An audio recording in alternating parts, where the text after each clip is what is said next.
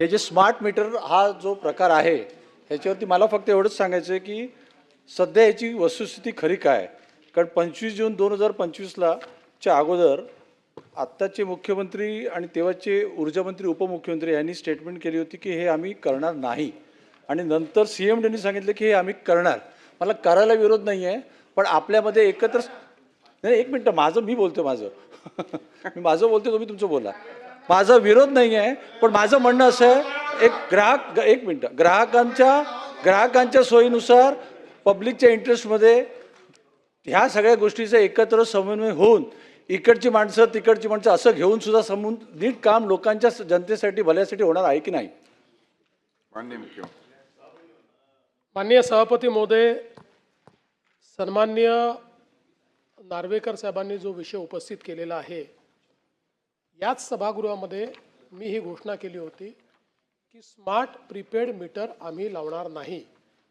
त्यानुसार आपण smart prepaid meter हे लावणं रद्द केलं, त्याचे सगळे वर्क ऑर्डर रद्द केले. आता पोस्टपेड मीटर आपण लावतो आहोत, प्रीपेड मीटर आपण लावत नाही.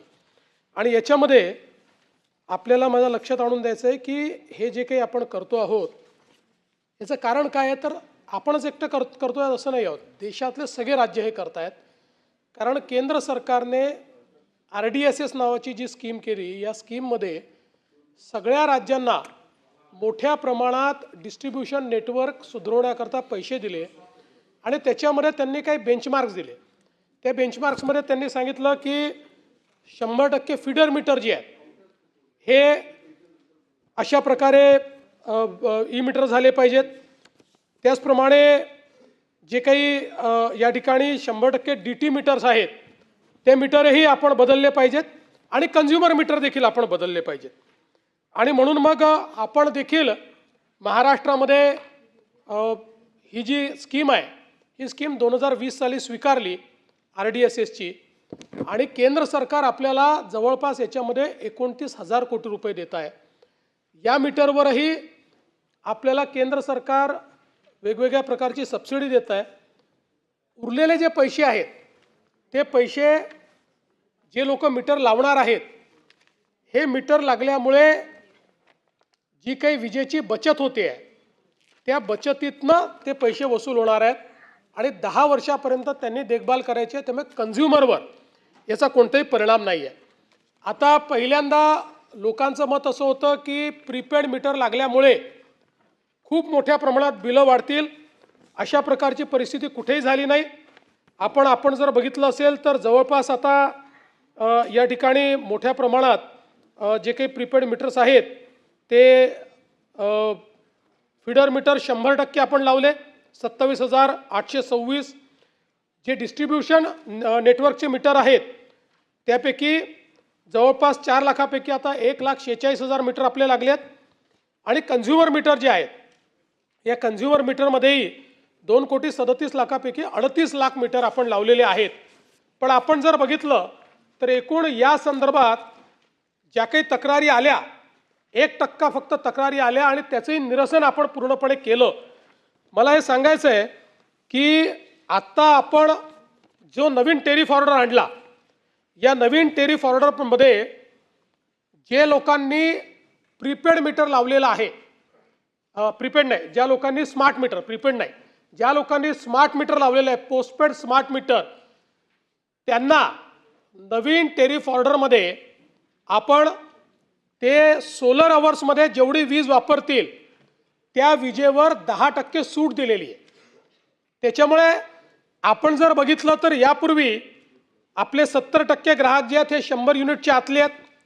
या ग्राहकांना 875 रुपयाचा त्या ठिकाणी जो काही आहे तो बिल येत होतं, ते आता 875 रुपयाच्या ऐवजी त्यांना जे बिल आहे हे साधारणपणे 784 रुपये किंवा इफेक्टिवली 808 रुपये हे त्यांना बिल येणार आहे. म्हणजे जवळपास पूर्वीच्या पेक्षा 80 रुपयांनी त्यांचं बिल कमी करतो, ते कमी झालेलं आहे. त्यामुळे आपण जर बघितलं किंवा 50 युनिटवाल्यांना देखील आपण जर बघितलं तर 444 रुपये त्यांना बिल यायचं, ते 404 रुपये झालेलं आहे. आणि म्हणून या ठिकाणी स्मार्ट मीटर लावल्यानंतर बिल वाढतील वगैरे अशा प्रकारची जी शक्यता होती, असं कुठेही घडलेलं नाही. या उलट आपण त्याच्यामध्ये कन्सेशन दिलेलं आहे आणि लोकांनीही, आणि आपण याच्यामध्ये लोकांना कुठलंही कंपल्शन केलं नाही.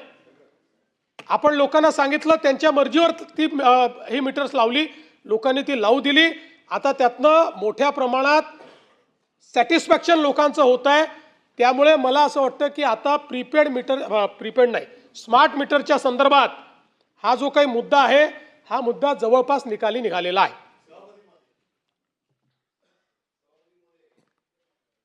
माननीय मुख्यमंत्र्यांनी आणि ऊर्जा मंत्र्यांनी सांगितलं की पोस्टपेड मीटर जे आहेत, प्रीपेड मीटर तर त्यांनी मागच्या वेळेला सांगितलं होतं की प्रीपेड मीटर आम्ही लावणार नाही म्हणून, आणि तशी ती ऑर्डर निघाली, प्रीपेड मीटर लागत नाही.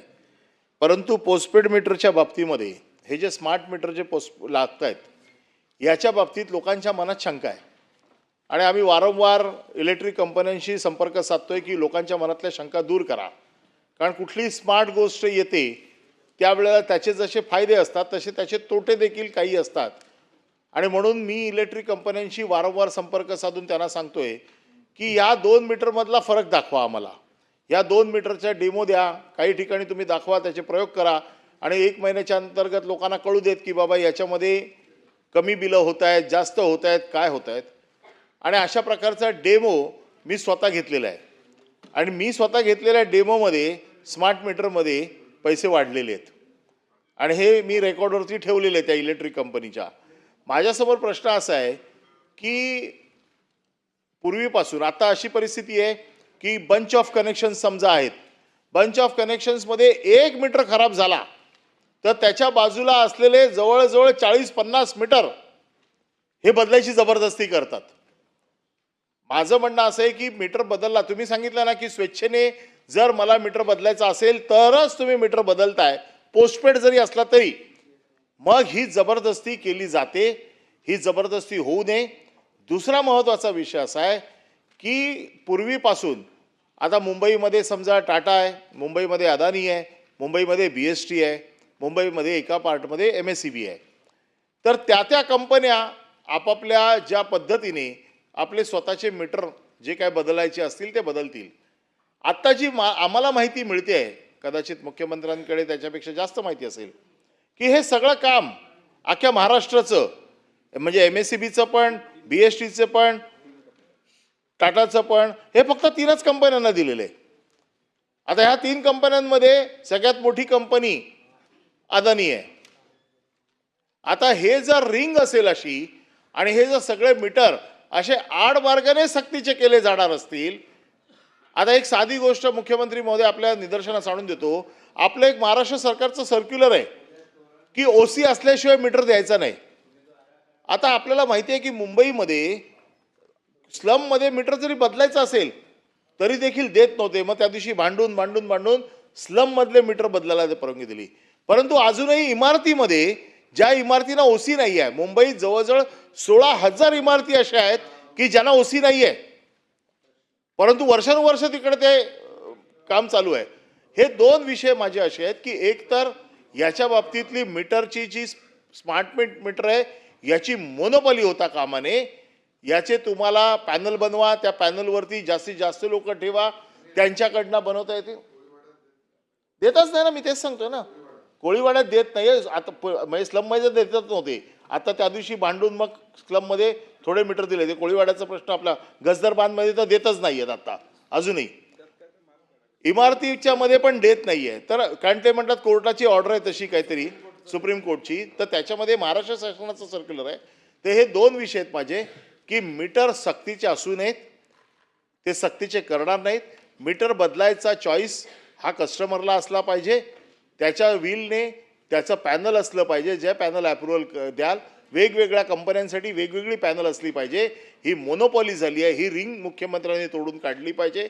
आणि ज्यांना मीटर आज मिळत नाही आहेत या कोर्टाच्या निर्णयामुळे, सुप्रीम कोर्टाच्या, ते सुद्धा सुप्रीम कोर्टाचा निर्णय उत्तर प्रदेशचा आहे, त्याच्यामुळे मिळत नाही आहेत, तर या 3 बाबतीत लोकांना आपण दिलासा देणार का? माननीय सभापती महोदय, पहिल्यांदा तर मी आपल्या निदर्शनास आणून देतो की या संदर्भात आपण टेंडर काढलं होतं आणि या टेंडरमध्ये 4 पुरवठादार जे आहेत हे त्या ठिकाणी पात्र ठरले. त्यांनी लोएस्ट जे काही बीड आहेत ते भरलेले आहेत. त्यात मेसर्स अदानी आहे, मेसर्स NCC आहे, मेसर्स मोंटे कार्लो आहे आणि मेसर्स जिनस आहे. या चौघांना हे काम दिलेलं आहे. आणि मी मागच्या वेळेसही, आता ते सगळे रेट्स मी आणले नाहीत, पण मागच्याच सभागृहात जे असा विषय आला होता त्यावेळेस मी दाखवलं होतं की इतर राज्यांपेक्षा कमी दरामध्ये आपल्याकडे पुरवठा त्याचा होतो आहे. त्यामुळे हे 4 जणांना आहे. या 4 पैकी कोणाहीकडनं ते लावू शकतात. असं काही कोणाकडनं एकाकडनंच लावलं पाहिजे असं नाही आहे. त्यामुळे कोणाहीकडनं ते निश्चितपणे लावू शकतात. मी आपल्या पुन्हा निदर्शनास आणून देतो की एकूण 37 लाख कनेक्शन लावल्यानंतर त्यापैकी 1% देखील कमी लोकांकडनं ही तक्रार आली की आमचं बिल वाढलेलं आहे. आपल्याजवळ तर सगळं आपल्या याच्यामध्येच आहे. याही 1% जे लोक आले यांच्याशी आपण संपर्क केला, कारण अतिशय सोपी सिस्टीम केली आहे. आता तर ॲप केलेलं आहे. या ॲपवर तुमचं मीटर कुठल्या आवरला किती कन्झम्पशन करतं हे देखील पाहायला मिळतं. आणि एखाद्याने ठरवलं की मला माझं बिल कमी करायचं आहे, तर त्यांनी सोलर अवर्समधलं वापर जर वाढवला तर त्याचं बिल कमी देखील होऊ शकतं. त्यामुळे या संदर्भात काही ठिकाणी असं लक्षात आलं की जे मीटर्स आहेत त्याच्यामध्ये काही फॉल्ट आहेत, ते मीटर बदलण्यात आले. पण मला हे सांगितलं पाहिजे की 37 लाखापैकी 1% कमी अशा प्रकारचे फॉल्ट त्या ठिकाणी निघालेले आहेत. आणि हे जे ॲप आहे या ॲपवरनं अतिशय सोप्या पद्धतीनं तुम्हाला तक्रार नोंदवता येते. त्यामुळे स्मार्ट मीटरचा सगळ्यात मोठा फायदा काय आहे, तर सगळ्या गोष्टी डिजिटल आहेत. सगळ्या डिजिटल फुटप्रिंट तयार करणार आहेत. म्हणजे याने तक्रार केली नाही, आम्हाला माहिती नाही, किंवा एवढं बिलं चाललं नाही, किंवा एवढं कन्झम्पशनच झालं नाही, अशा कुठल्याच गोष्टी क्लेम करता येत नाही. या सगळ्याचं डिजिटल फुटप्रिंट हे आपल्याकडे तयार होतं. आणि म्हणून मला असं वाटतं की या संदर्भात निश्चितपणे आपण खात्री बाळगावी. आणि आपण जे सांगितलं की एका मीटर बदलायच्या आणि अनेक लोकांना कंपल्शन होतं, तर ते निदर्शनास आपण आणून दिलं आहे. मी ते विभागाला सांगेन की विभागाने अशा प्रकारची कुठलीही, म्हणजे 1 मीटर बदलायचं आणि सगळे मीटर बदला अशा प्रकारची सक्ती कोणी करू नये असं आपण निश्चितपणे त्या ठिकाणी सांगू. आपण जे इमारतींच्या संदर्भात किंवा मंत्री महोदय जे काही कोळीवाड्यांच्या संदर्भात बोलले, मी तपासून त्यात बघेल कसा मार्ग काढता येईल. आपण निश्चितपणे त्यातनं मार्ग काढू. कारण शेवटी वीज ही आज मूलभूत गरजच झालेली आहे. आणि अशा प्रकारे जर दिलं जात नसेल तर निश्चितपणे त्यामध्ये आपण प्रयत्न करू. पण मी पुन्हा एकदा आपल्या लक्षात आणून देतो की हे जे काही स्मार्ट मीटर लावणारे आहेत, या स्मार्ट मीटर लावण्याबद्दल आपण त्यांना सौर ऊर्जा तास, म्हणजे दिवसाचे जे टायमिंग्स आहेत त्या टायमिंगमध्ये ज्यांच्याकडे नॉर्मल मीटर आहे त्या नॉर्मल मीटरवाल्यांपेक्षा यांना प्रति युनिट 80 पैसे एवढी सवलत आपण देतो आहे. 80 पैसे. त्याच्यामुळे आज त्यांची बिलं ही कमी होत आहेत. आणि तसंही आपल्याला माहिती आहे की आता आपला नाही पास ऑन होत आहेत ते, नाही बिलातच पास ऑन होतात. ही ॲटोमॅटिक आता ही व्यवस्था, ही जुनी व्यवस्था नाही. याच्यात सगळ्यात मोठा फायदा काय, पूर्वी काय व्हायचं, आपले तर फोटो काढणारे जायचे, ते काढायचेच नाही. म्हणजे इतकं लक्षात आलं की कुठलेही फोटो लावून द्यायचे. आता ती सिस्टीमच बंद झाली. या स्मार्ट मीटरमुळे सगळं डिजिटल आहे. त्यामुळे ॲटोमॅटिक कॅल्क्युलेशन होतं, ॲटोमॅटिक ते पास ऑन होतं. आणि मला हे देखील सांगितलं पाहिजे की पहिल्यांदा राज्यामध्ये आपल्याला कल्पना आहे की आपण हे जे आपले 70% जे लोक आहेत, या लोकांना आपण जर हिस्टॉरिकली बघितलं तर हिस्टॉरिकली महाराष्ट्रामध्ये दरवर्षी 10% वीज दरवाढ आपण करायचो. दरवर्षी MERCच करायची, म्हणजे आपल्याला हातीच नव्हतं, पण MERC दरवर्षी. पहिल्यांदा आपल्या राज्याची 5 वर्षाची टेरिफ ऑर्डर अशी आलेली आहे की आता वीज दरवाढ करण्याच्या ऐवजी आपण वीज दर कमी करतो. आणि 70% लोकांकरता 26% वीज दरवाढ कमी होती, म्हणजे वीज बिल कमी होत आहे. आपण जर बघितलं, मी आपल्या निदर्शनास आणून देतो की समजा 1 ते 100 युनिट हे जे 70% आपले लोक आहेत, यांना आत्ता बिल येत आहे 8 रुपये 14 पैशाने. पर युनिटने, 8 रुपये 14 पैशाने. हे जर आपली नॉर्मल वाढ राहिली असती तर 2030 साली हे 11 रुपये 32 पैसे पर युनिटने त्यांना आलं असतं. पण आता आज जे 8 रुपये 14 पैशाने येत आहे ते 2030 साली 6 रुपयाने येईल. म्हणजे 2 रुपये 14 पैसे त्यांचं बिल या 5 वर्षामध्ये प्रति युनिट हे कमी होणार आहे. कमर्शियलचा जर आपण विचार केला, कमर्शियलमध्ये त्यांचं बिल 16 रुपये 97 पैसे एवढं त्या ठिकाणी येत होतं. ते 16 रुपये 97 पैशाचे 2030 साली झालं असतं 23 रुपये 91 पैसे. त्याच्याऐवजी ते कमी होऊन 15 रुपये 87 पैसे होत आहे. आणि इंडस्ट्रीयलचं जे टेरिफ आहे हे 10 रुपये 88 पैसे त्यांना आता टेरिफ आहे. हे 2030 मध्ये 15 रुपये 77 पैसे झालं असतं, त्याऐवजी ते 9 रुपये 97 पैसे होईल. म्हणजे इंडस्ट्रीयलचंही टेरिफ आपण कमी करतो आहोत. आता पुढचे 5 वर्षाचे टेरिफ आहे, 5 वर्षात टेरिफ वाढणार नाही तर टेरिफ कमी होणार आहे. आणि आपण बघितलं तर रेसिडेन्शियलचं -47% आहे, कमर्शियलचं -34% आहे, इंडस्ट्रीयलचं -37% आहे. आणि इफेक्टिव्ह आपण म्हटलं तर -26%, -6% आणि -8% आहे. आणि म्हणून मला असं वाटतं की हे सगळं जे आपण करतो याच्यामध्ये सिस्टीम स्ट्रेंथनिंग करणं हे अत्यंत महत्त्वाचं आहे. स्मार्ट मीटरमुळे आज अनेक वेळा आपले जे कन्व्हेन्शनल मीटर आहेत याच्यामध्ये जे कन्झम्पशन दाखवलं जातं त्यापेक्षा जास्त कन्झम्पशन असतं. आणि मग हे सगळं कन्झम्पशन आपण चोरीमध्ये पकडतो किंवा कमर्शियल लॉसमध्ये पकडतो आणि सगळ्या ग्राहकांवर ते इक्वली स्प्रेड करतो आणि इंडस्ट्रीयल ग्राहकांवर जास्त करतो. आणि म्हणून जो जेवढं यूज करतो आहे तेवढंच त्यांनी जर पे केलं तर अशा प्रकारचे प्रश्न निर्माण होणार नाहीत. म्हणून स्मार्ट मीटर केलेलं आहे.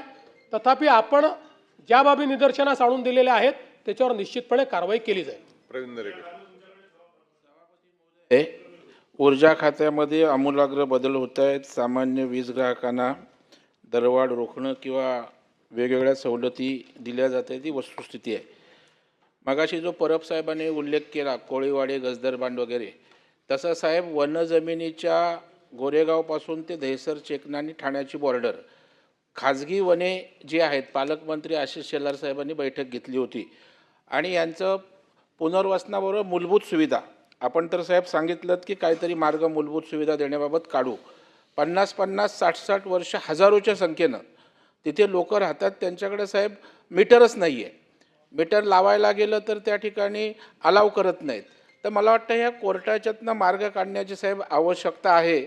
आणि वनजमिनीवर आपणही साहेब आपल्याला या आम्ही सह्याद्रीवर भेटलो होतो, गोपाळ शेट्टी साहेब आमचे शेलार साहेब आणि मी, तेव्हाही आपण सकारात्मक भूमिका घेतलेली आहे.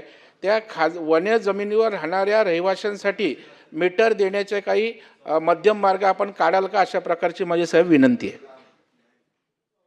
सभापती महोदय, हा अतिशय जटिल अशा प्रकारचा प्रश्न मुंबईमध्ये निर्माण झालेला आहे. कारण काही वनसंज्ञा असलेल्या जमिनी आहेत, त्या जमिनीवर वर्षानुवर्ष लोक बसलेले आहेत, तिथे वन नाही आहे, पण त्याची नोंद ही वनाची असल्यामुळे त्या लोकांना कुठल्याही सुविधा आपल्याला देता येत नाही.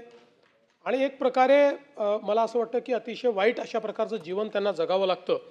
आणि म्हणून या संदर्भात राज्य सरकार एक आम्ही सगळ्यांची बैठक घेऊ आणि आमचा प्रयत्न असेल की एखादी स्कीम या संदर्भातली तयार करून आपण न्यायालयाकडे जाऊ आणि न्यायालयाला ही विनंती करू की थोडंसा भाग याचं निर्वनीकरण करण्याची जर आपल्याला परवानगी न्यायालयाने दिली तर त्या भागामध्ये या सगळ्यांचं पुनर्वसन करून जो भाग आपण रिकामा करू त्या भागामध्ये खऱ्या वनाची निर्मिती आपल्याला करता येईल, ज्यामुळे मुळामध्ये नुसतं कागदावरचं वन हे न दिसता आपल्याला वन तयार करता येईल आणि त्या लोकांचंही पुनर्वसन करता येईल. अशा प्रकारची एक योजना तयार करून ती योजना माननीय न्यायालयापुढे मांडण्याचा प्रयत्न हा राज्य सरकार करेल.